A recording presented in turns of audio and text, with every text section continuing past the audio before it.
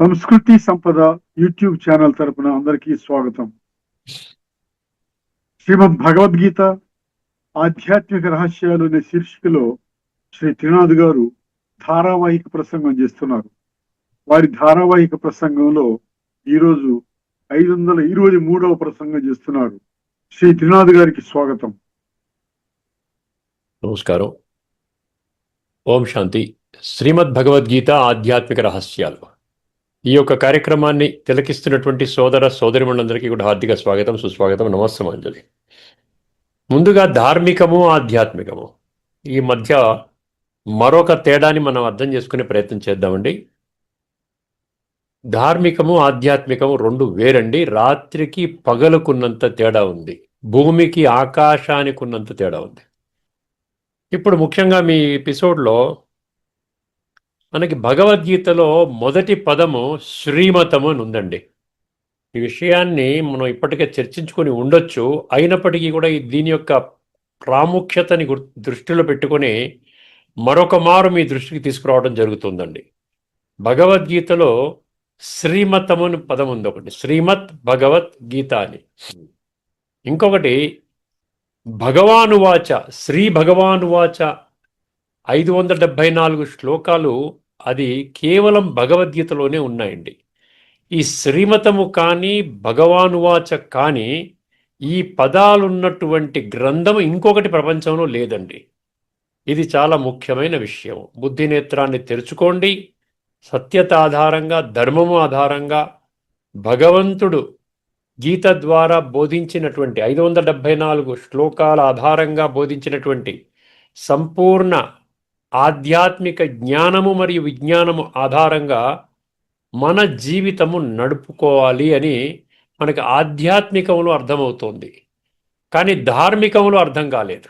అర్థమైందండి. ధార్మికంలో అసలు శ్రీమతం అన్న పదాన్ని ఇప్పుడు ఎక్కడ చర్చించడం జరగలేదండి.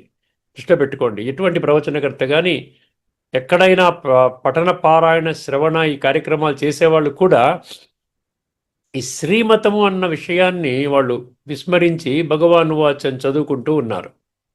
కానీ ఇది చాలా ముఖ్యం. శ్రీమతం అంటే ఏమిటి? శ్రీ అంటే శ్రేష్టము, మతము అంటే ఒక గైడెన్స్, ఒక ఎడ్యుకేషన్, ఒక విద్య, ఒక డైరెక్షన్, ఒక ఇన్స్ట్రక్షన్, ఒక ఆదేశం, ఒక సందేశము. ఇది మతము. శ్రీమతం అంటే శ్రేష్టమైన, శ్రీ అంటే శ్రేష్టమైన, మతము అంటే ఎవరిస్తున్నారు? స్వయముగా భగవంతుడు ఇస్తున్నాడు. స్వయముగా భగవంతుడే ఇస్తున్నారు. 574 శ్రీ భగవానువాచ శ్లోకాల మాధ్యమముగా. ధార్మికంలో మనం ఆ విషయాన్ని విడిచిపెట్టాము. అసలు భగవద్గీత ద్వారా నా కొరకు ఏ సందేశాన్ని ఇవ్వటం జరిగింది అంటే ఈ రోజున అందరూ కూడా కన్ఫ్యూజ్ అవుతారు. మనకేం సందేశం లేదండి. మనకి అర్జునుడికి ఇచ్చారు కదా సందేశం. అక్కడ యుద్ధం చేయనంటున్నాడు. యుద్ధం చేయనంటున్నాడు కాబట్టి ఆయనకి యుద్ధం చేయించే విధానంలో ఆ సందేశం ఇవ్వడం జరిగింది. మనం కేవలం భగవంతుడు భగవానువాచ అని ఉంది కాబట్టి, భగవంతుడి పట్ల మనకు కూడా విశ్వాసం ఉంది కాబట్టి మనం కేవలం చదువుకుంటున్నాం, ఈ పారాయణం చేసుకుంటున్నాం అనుకుంటున్నారు. కానీ ఆధ్యాత్మిక దృష్టికోణంలోకి వెళితే స్వయముగా భగవంతుడు సమస్త మానవాళికి 850 కోట్ల మనుషులు ఈ వర్తమాన సమయంలో ఈ పృథ్వీ మీద, ఈ పుడమి మీద, ఈ భూమండలంపై నివసిస్తున్నటువంటి 850 కోట్ల మనుషులకి ఈ యొక్క శ్రీమతాన్ని నేను ఇస్తున్నాను అని భగవంతుడు గీత ద్వారా అనేక శ్లోకాలు, 137 శ్లోకాల ద్వారా ప్రకటించడం జరిగింది. అర్థమైందంటే మనకు భగవంతుడి పట్ల విశ్వాసం ఉన్నది. కానీ ఆశ్చర్యకరమైన విషయం ఏమిటంటే వారు ఈ గీత ద్వారా చెప్పినటువంటి ఈ విషయాలు ఏవైతే ఉన్నాయో, ఆధ్యాత్మిక జ్ఞానం ఏదైతే ఉందో దానిని తిరస్కరిస్తున్నారు. ఎంత ఆశ్చర్యకరమైన విషయమో ఆలోచించండి. ఇప్పుడు ముఖ్యంగా అండి 3:31, 3:32. 3:31 అంటే ఏంటి? 3వ అధ్యాయం 31వ శ్లోకము, 3వ అధ్యాయం 32వ శ్లోకము. 31లో ఏమంటున్నాడు? మీరు నా శ్రీమతం ప్రకారంగా మీ జీవితాన్ని ఆ విధంగా మలచుకున్నట్లయితే మీకు ఏమి కలుగుతుంది? 3:32లో మీరు శ్రీమతాన్ని ఉల్లంఘించినట్లయితే, తిరస్కరించినట్లయితే, విస్మరించినట్లయితే, తేలికగా తీసుకున్నట్లయితే మీ జీవితం ఏ విధంగా భ్రష్టుపడుతుంది ఈ స్పష్టత మనకి 3:31, 3:32లో చక్కగా ఇవ్వటం జరిగింది. ఒక జస్ట్ సంక్షిప్తంగా చెప్తాను. 3:31 ఏమే మతం నిత్యమనుతిష్టంతి మానవా శ్రద్ధావంతో అనసూయంతో ముచ్యం తేపి కర్మభి. మొత్తం కర్మ బంధనం నుండి మీరు బయటికి వెళ్ళిపోతారు అంటున్నాడు. ఏమే మతం ఈ శ్రీమతాన్ని మీరు కానీ ఆచరించినట్లయితే అర్థమైంది. ఏమే మతం నిత్యం అనుతిష్టంతి మీ జీవితంలో ఆ విధంగా మీరు ఆచరించినట్లయితే మీ జీవితం సర్వాంగ సుందరంగా తయారవుతుంది అని చెప్తాడు. 3:32లో ఏమంటాడు? ఏ త్వేతదభ్యసూయంతో నాను తిష్టంతి మే మతం సర్వజ్ఞాన విమూఢాంస్తాన్ విద్ధి నష్టాన్ అచేతస అంటాడు. 3:32లో చాలా గంభీరంగా మీరు కూడా రాసుకొని మీ దగ్గర ఉన్న గీతా పుస్తకం తీసుకొని చదువుకోండి. ఇప్పుడు 3వ అధ్యాయం 32వ శ్లోకంలో నుండి ఎవరైతే ఈయన శ్రీమతాన్ని తిరస్కరిస్తారో, తేలికగా తీసుకుంటారో, అర్థమైందండి, ఈ విషయాన్ని విస్మరిస్తారో వాళ్ళు ఎంత జ్ఞానం ఉన్నప్పటికీ కూడా, అక్కడ సర్వజ్ఞాన అన్నాడు, సర్వజ్ఞాన విమూఢ అన్నాడు. విమూఢ అంటే ఏమిటి? విమూఢ అంటే ఏమిటండి? అంత సర్వజ్ఞానం అంటే అన్ని సర్వశాస్త్రాల జ్ఞానం ఉన్నప్పటికీ కూడా చాలా గందరగోళ పరిస్థితిలో ఉన్నారన్నమాట. అసలు ఏమిటి సందేశం, ఏమిటి, నా జీవితాన్ని ఎలా ఉద్ధరించుకోవాలన్న విషయంలో ఎటువంటి స్పష్టత లేకపోవడం అన్నమాట. సర్వజ్ఞాన విమూఢాంస్తాన్ విద్ధి నష్టాన్ అచేతస. మీ జీవితము నష్టమవుతుంది, భ్రష్టమవుతుంది, జాగ్రత్తగా ఉండండి అని ఆ కాషన్. అక్కడ దేని మీద మనకి ఫోకస్ అయింది? మన 3వ అధ్యాయం 31, 32 శ్రీమతం మీద ఫోకస్ అయింది. శ్రీమతాన్ని ఆచరించినట్లయితే ఈ విధంగా ఉంటుంది, ఆచరించకపోయినట్లయితే ఈ విధంగా ఉంటుంది. ఇదే విధంగా మనకి మీకు కొన్ని నంబర్లు ఇస్తాను, నేను చెప్పను. 13వ అధ్యాయంలోని 2వ శ్లోకం అండి. 13వ అధ్యాయంలో 2వ శ్లోకం ఒక్కటి చెప్తాను మీకు. క్షేత్రజ్ఞం చాపి మాం విద్ధి సర్వక్షేత్రేషు భారత క్షేత్రజ్ఞయో జ్ఞానం యత్తత్ జ్ఞానం మతం మమ అంటాడు. అక్కడ మతం మమ అంటే ఏంటి? మతం అంటే ఏంటి? శ్రీమతము. మమ అంటే నా యొక్క మతము, అంటే శ్రీమతము. నా యొక్క శ్రీమతం ప్రకారంగా శరీరము వేరు, ఆత్మ వేరు. మీరు నన్ను ఆ అనుభూతి చెయ్యాలంటే, నా యొక్క అస్తిత్వాన్ని గుర్తించాలంటే మీరేం చెయ్యాలి? క్షేత్రజ్ఞంలోకి రావాలి, క్షేత్రములోకి కాదు. క్షేత్రజ్ఞుడు అంటే ఆత్మ, క్షేత్రము అంటే శరీరము. అర్థమైందండి? నా అభిప్రాయం ప్రకారంగా, నా శ్రీమతం అనుసారంగా క్షేత్రజ్ఞయో జ్ఞానం యత్తత్ జ్ఞానం మతం మమ. నా అభిప్రాయం ప్రకారంగా భగవంతుడు చెప్తున్నాడండి, నేను చెప్తున్నాను. నా ఒపీనియన్ ప్రకారంగా, నా అభిప్రాయం ప్రకారంగా క్షేత్రము వేరు, క్షేత్రజ్ఞుడు వేరు, శరీరము వేరు, ఆత్మ వేరు. శరీరము వినాశి, ఆత్మ అవినాశి. ఈ అవినాశి ఆత్మ వినాశి దేహం యొక్క యజమాని. ఈ అవినాశి ఆత్మ ఈ యొక్క వినాశి దేహం ఆధారంగా ఈ సృష్టి రంగంపై, నాటక రంగంపై తన యొక్క విద్యుక్త పాత్రని అభినయిస్తుంది. ఇంకా అయిపోయింది. ఇక్కడతో మనం ఇదే పెట్టుకుంటే ఇదే టాపిక్ అయిపోతుంది. 7వ అధ్యాయం 18వ శ్లోకం రాసుకోండి, 6వ అధ్యాయం 32 రాసుకోండి, 6వ అధ్యాయంలోని 47 రాసుకోండి. ఇందులో కూడా అక్కడ నా యొక్క శ్రీమతం ఆధారంగా మీరు నడిచినట్లయితే మీ జీవితం చాలా గొప్పగా తయారవుతుంది అంటాడు. ఓకేనండి, ఇక్కడితో ఫుల్ స్టాప్ చేద్దాం. ఇది ఆధ్యాత్మికంలోని ఈ విధంగా మనకు అర్థమవుతుంది. ధార్మికంలో కేవలం మనకి ఇన్ఫర్మేషన్, సమాచారం సేకరణ చేస్తూ ఉంటాం కాబట్టి ఇది కూడా ఏదో అనుకుంటాం. కానీ అసలు శ్రీమతం అంటే ఏమిటి, శ్రీమతం అంటే నేను శ్రీమతాన్ని అర్థం చేసుకొని నా జీవితాన్ని ఎట్లా శ్రేష్టంగా తయారు చేసుకోవాలో అర్థం కాదు. ఇప్పుడు మనము గత ఎపిసోడ్లో మనం కఠోపనిషత్తు 1:1-7 చర్చించుకున్నాం. ఈ ఎపిసోడ్లో తదుపరి మన ఉపనిషత్తుని చర్చించుకోబోతున్నాం. 1:1-8. చాలా జాగ్రత్తగా వినండి. ముందుగా నేను మంత్రాన్ని చదువుతాను, తర్వాత మంత్రంలోని తత్వాన్ని అర్థం చేసుకునే ప్రయత్నం చేద్దాం. ప్రతి దాన్ని గుర్తుపెట్టుకోండి. తత్వములోకి వెళ్ళారా మీ జీవితం బాగుపడుతుంది. తత్వాన్ని విస్మరించారా కేవలం సమాచార సేకరణ. చదువుకున్నవాడు, చదువుకోనివాడు ఇద్దరూ సమానంగానే ఉంటారు.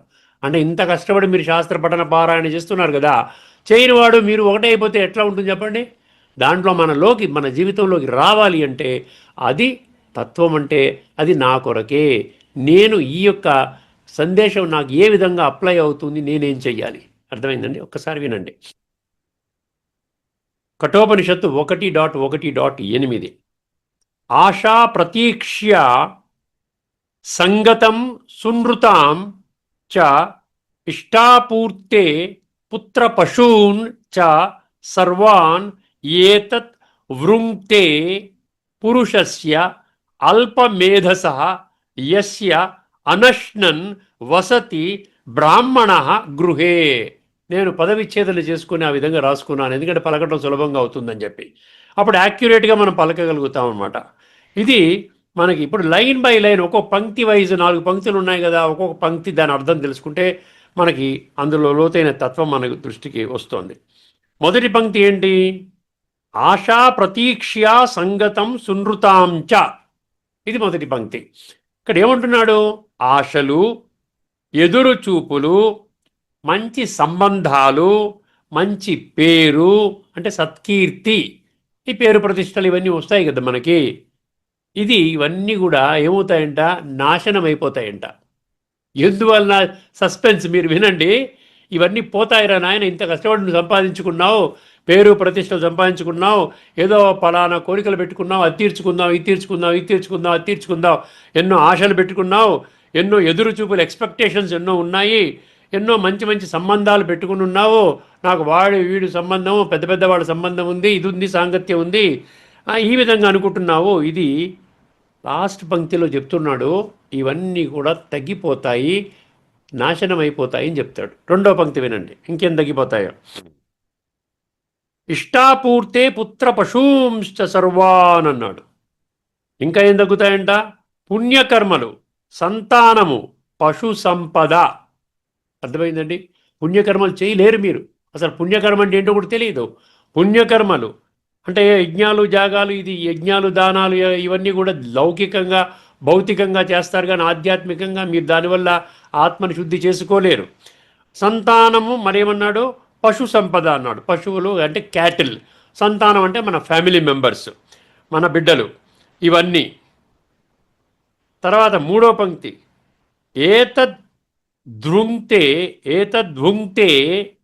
ఏతద్వృంక్తే పురుషస్యాల్పమేధస. పురుషస్య అల్పమేధస అన్నాడు అక్కడ. అల్పమేధస, అల్పబుద్ధి, అంతవత్తు ఫలం తేషామ గీతలో అంటాడు. అర్థమైంది? అల్పబుద్ధి. ఇవన్నీ ఒక అవివేకి మనిషి నుండి నశిస్తాయి అన్నాడు. అవివేకి అర్థం చేసుకోండి, అండర్లైన్ చేసుకోండి. బుద్ధి నేత్రాన్ని తెరుచుకునేటువంటి వాడు, ఈ యొక్క విచక్షణ జ్ఞానం, పరిశీలన శక్తి, నిర్ణయ శక్తి, జడ్జింగ్ పవర్ లేనటువంటి వాడు, ఇవన్నీ కూడా ఉన్నా కూడా పుత్ర పశు ఏవో చెప్పాడు, కీర్తి ప్రతిష్టలు, సంబంధాలు కూడా ఇబ్బందిలో పడతాయి, ఘర్షణ ఎక్కువ పెరుగుతుంది, అర్థం ఇవన్నీ వస్తాయంట. ఎవరికి?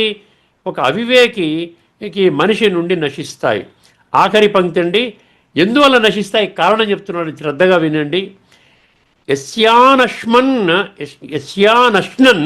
వసతి బ్రాహ్మణో గృహే అన్నాడండి. అశ్నన్, యస్యా అనశ్నన్ అన్నమాట. యస్య అనశ్నన్ వసతి బ్రాహ్మణో గృహే అన్నాడు. ఇక్కడ బ్రాహ్మణుడు అన్న పదం చాలా కీలకం అండి. బ్రాహ్మణుడు అంటే బ్రహ్మజ్ఞాని. అంటే ఏంటి?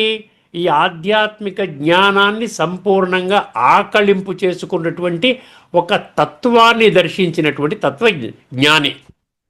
ఆత్మజ్ఞానము, పరమాత్మ జ్ఞానము, సృష్టి చక్ర జ్ఞానము, తర్వాత 4వది ఏంటి? కర్మ సిద్ధాంతము. కర్మల గుహ్యగతి, కర్మ బంధనంలోకి ఏదెళుతోంది, కర్మ సంబంధంలోకి ఏదెళుతోంది, కర్మాతీత స్థితి అంటే ఏమిటి, కర్మ వల్ల కర్మ చేయడం ద్వారా కర్మ యొక్క ఫలితముగా సంస్కారాలు బాగుపడుతున్నాయా లేకపోతే పాడైపోతున్నాయా, ఈ విషయం అన్నమాట ఈ కర్మ సిద్ధాంతం చెప్తోంది మనకి.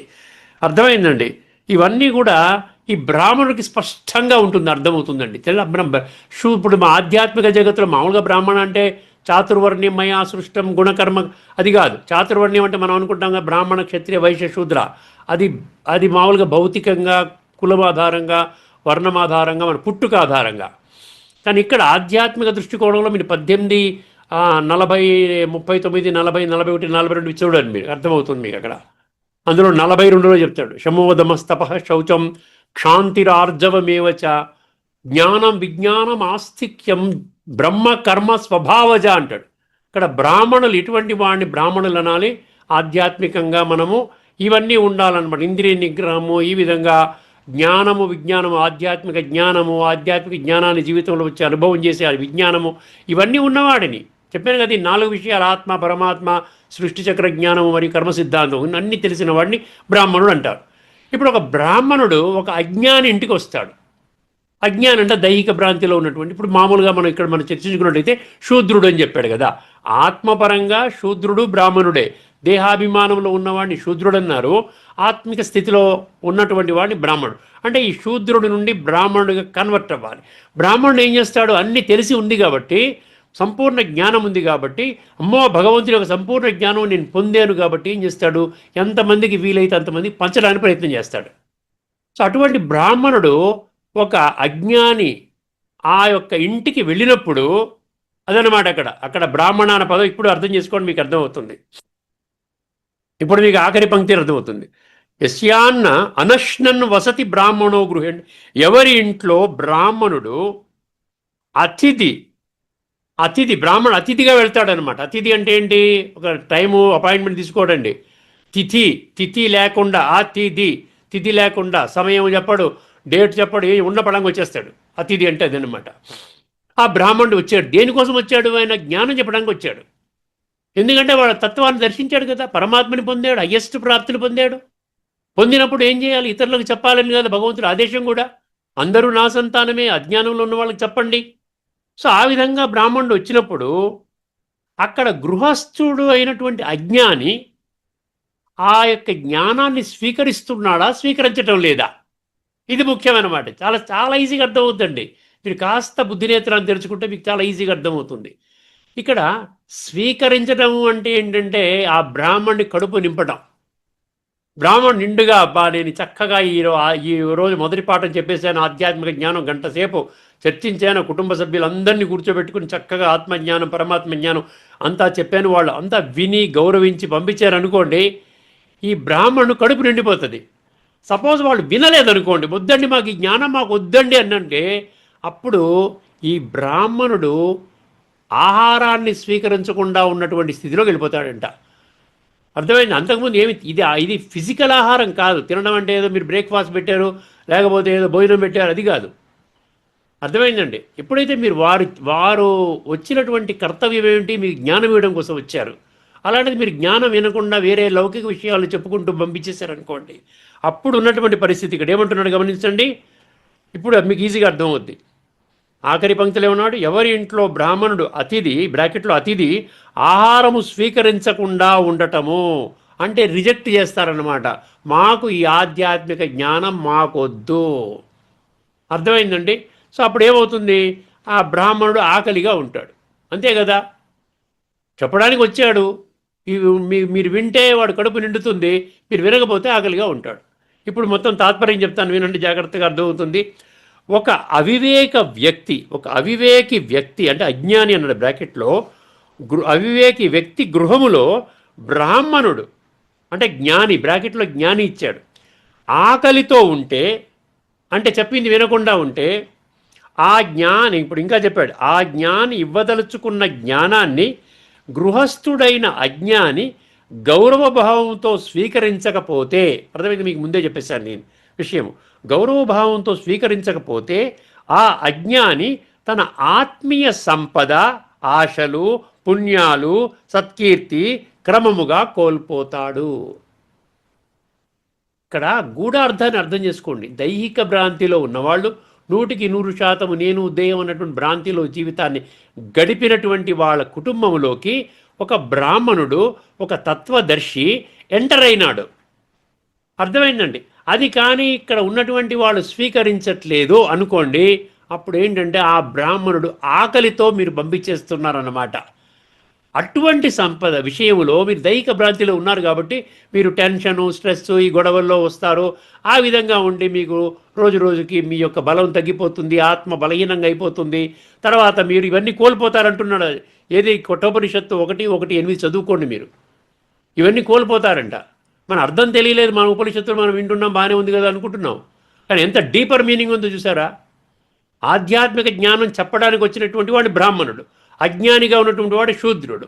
వాడు వినను బాబు, నాకు వద్దు, ఈ జ్ఞానం వద్దు అనుకుంటే ఏమవుతుందంట, మీకున్నటువంటి ఎవరైతే వినను అంటున్నాడో వారికి ఉన్నటువంటి సంపద, వారికి ఉన్నటువంటి పేరు ప్రతిష్ట, వారికి ఉన్నటువంటి మిగతా పశువు సంపద, పిల్లలు, ఇవన్నీ కూడా గ్రాడ్యువల్గా తగ్గిపోతాయి.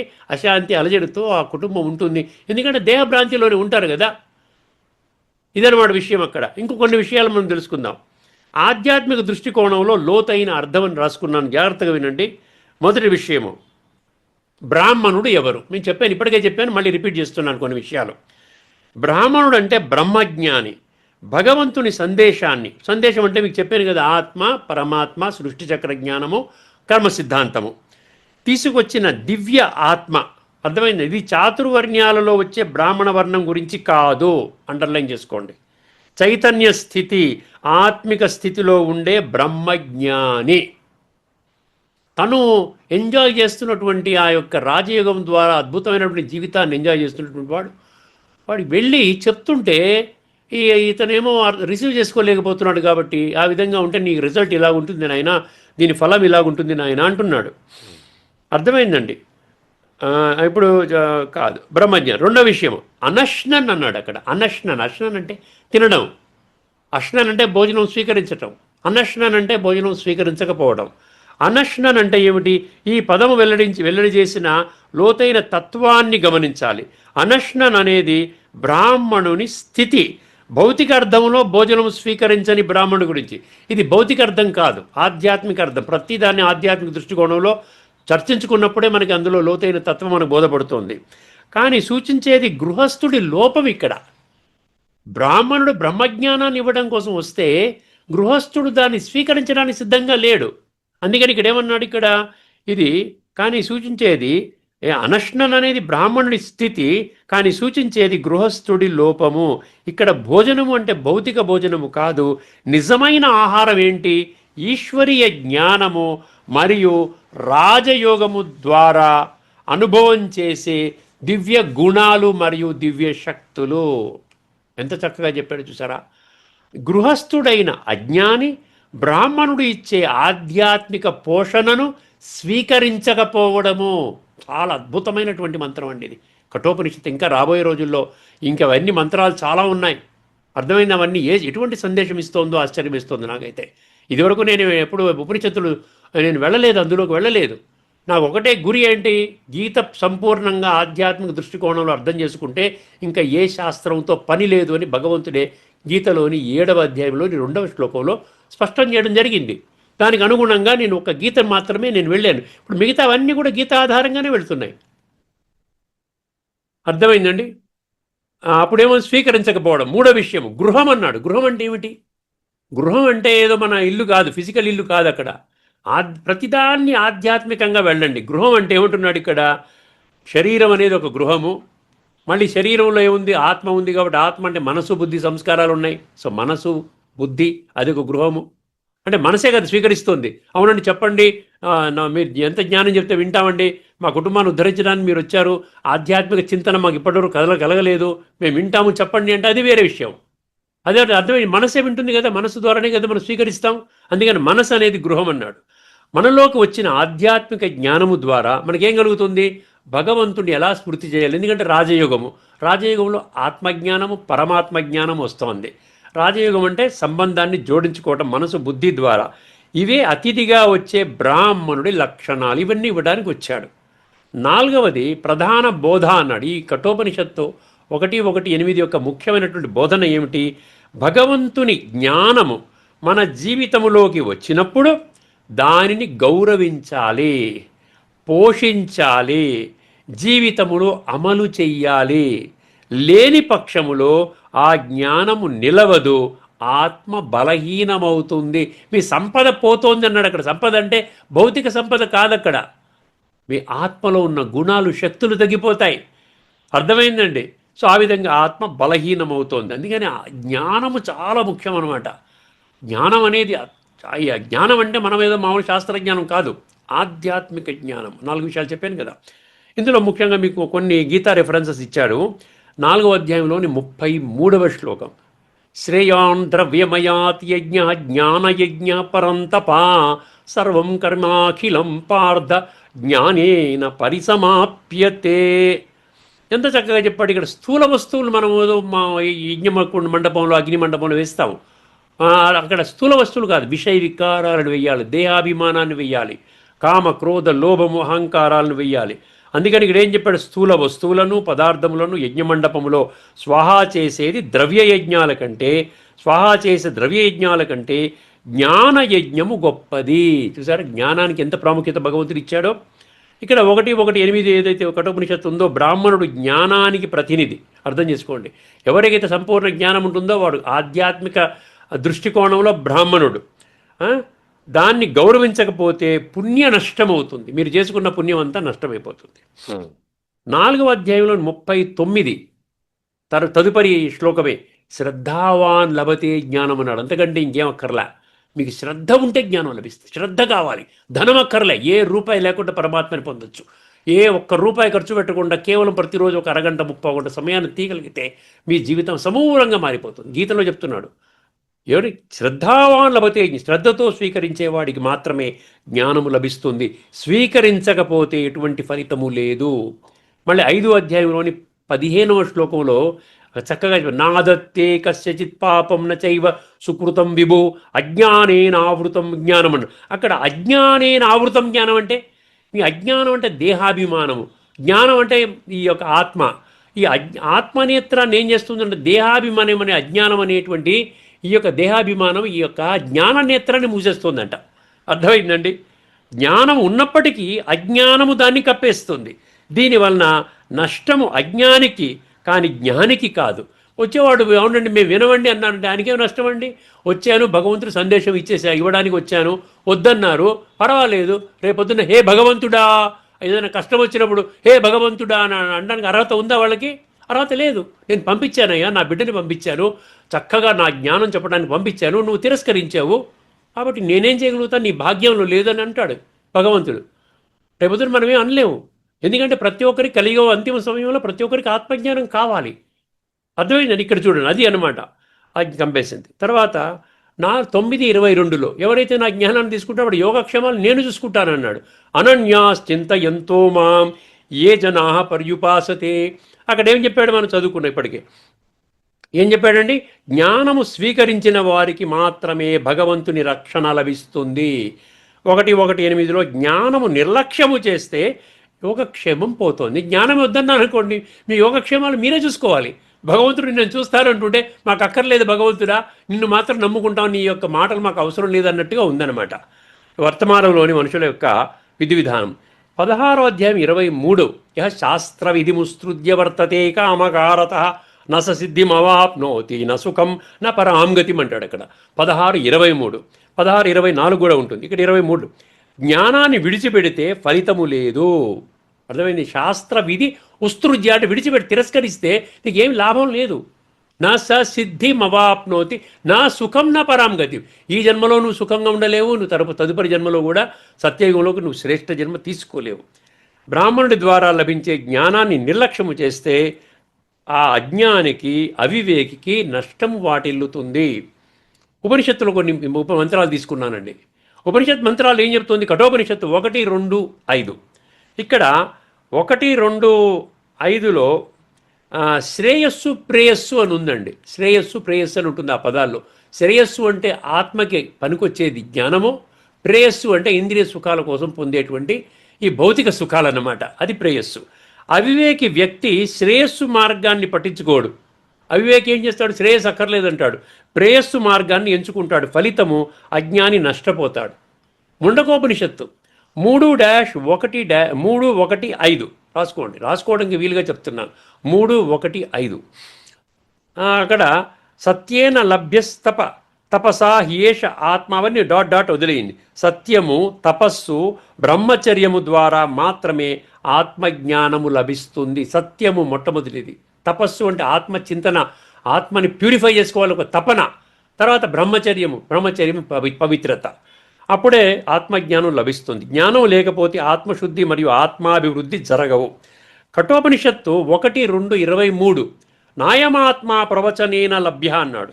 నిజమైన ఆసక్తి మరియు సమర్పణ భావముతో మాత్రమే ఆత్మజ్ఞానము లభిస్తుంది, కానీ ప్రవచనాలు వినడము, ధార్మిక గ్రంథాల పఠనం వలన రాదు. ఇదివరకు చాలాసార్లు చెప్పుకున్నాం. 1:1:8 జ్ఞానాన్ని గౌరవించకపోతే ఫలితం లేదన్నట్టు దానికి అన్నమాట ఇది సపోర్టివ్. శ్వేతాశ్వతర ఉపనిషత్తు 6.23 యస్య దేవే పరాభక్తి యథాదేవే తథా గురో అన్నాడు. అర్థమైందండి. భగవంతునిపై గురువుపై, భగవంతుడు గురువు గుర్తించాలి. గురువు అంటే ఏంటి? మీకు బ్రాహ్మణుడు ఇంటికి వచ్చాడు ఇస్తారు గురువు అనమాట. భగవంతుడి జ్ఞానాన్ని తెలుసుకున్న తత్వదర్శి ఇద్దరిని గురువు అంటారు. ఈ ఇద్దరిని మనం బ్రహ్మజ్ఞాని అంటారు. వాడిని భక్తి ఉంటేనే జ్ఞానం ప్రకాశిస్తుంది అన్నాడు. ఏదండి ఏ మంత్రంలో చెప్పాడు ఇది? శ్వేతాశ్వతర ఉపనిషత్తు 6.23 రాసుకోండి.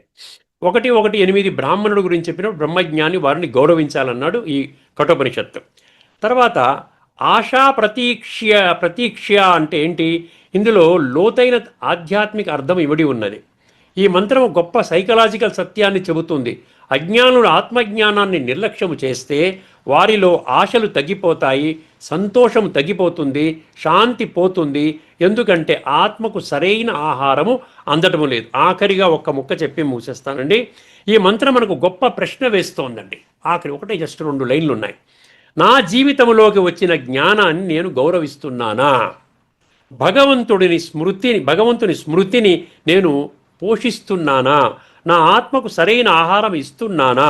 ఎందుకంటే ఆత్మకు జ్ఞానము లేకపోతే అది బలహీనమవుతుంది, మరియు బలహీనమైన ఆత్మకు శాంతి ఉండదు, ఆనందము ఉండదు. కాబట్టి ఈ రోజు నుండి మన జీవితాన్ని ఒక జ్ఞానయజ్ఞముగా మార్చుకుందాము. అర్థమైన జ్ఞానాన్ని స్వీకరించడము ద్వారా, యోగాన్ని అభ్యసించడము ద్వారా సంస్కారాలను శుద్ధి చేసుకుందాము. ఈ విధముగా జీవిస్తే భవిష్యత్తులో స్థాపన కాబడే సత్యత్రేతాయుగాలలో శ్రేష్టమైన జన్మలు పొందగలుగుతాము. ఇక్కడితో మన చర్చను ముగించుకుందామండి. అందరికీ నమస్కారము. మరి లోకా సమస్త సుఖినో భవంతు. ఓం శాంతి.